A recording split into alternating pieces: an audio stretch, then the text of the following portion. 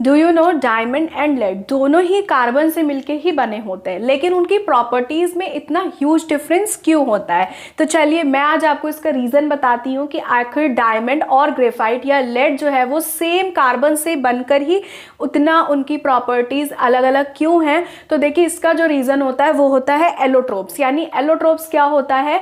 ऐसे कंपाउंड्स होते हैं जो कि बने तो सेम एलिमेंट से होते हैं, लेकिन उनका स्ट्रक्चर जो होता है वो डिफरेंट होता है, और स्ट्रक्चर डिफरेंट होने के वजह से उनकी जो प्रॉपर्टीज हैं वो भी अलग हो जाती हैं, बहुत चेंज हो जाती हैं, आपस में बिल्कुल भी मैच नहीं करती। जैसे कि डायमंड है, डायमंड एक टेट्राहेड्रल स्ट्रक्चर बना रहा होता है, जिसकी वजह से जो डायमंड है वो हार्ड होता है, पुअर कंडक्टर होता है इलेक्ट्रिसिटी का। वाइल जो ग्रेफाइट है वो कैसा होता है? वो हेक्सागोनल स्ट्रक्चर बना रहा होता है, जिसकी वजह से जो है वो लेयर्स बनाता है, और लेयर्स की वजह से वो क्या होता है? गुड कंडक्टर ऑफ इलेक्ट्रिसिटी होता है, एज वेल एज वो हार्ड नहीं होता है, सॉफ्ट होता है, हम उसको ब्रेक कर सकते हैं हाथों की हेल्प से।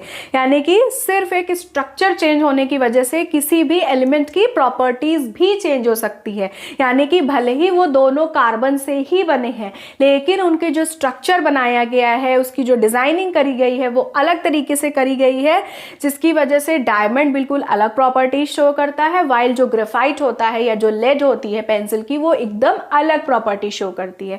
तो आई होप कि आपको समझ में आया होगा कि आखिर दोनों ही सेम एलिमेंट से बनकर अलग अलग प्रॉपर्टी क्यों शो करते हैं। अब मैं एलोट्रोप्स में एक और चीज आपको बता देती हूँ, जो कि होता है एमॉर्फस एलोट्रोप्स।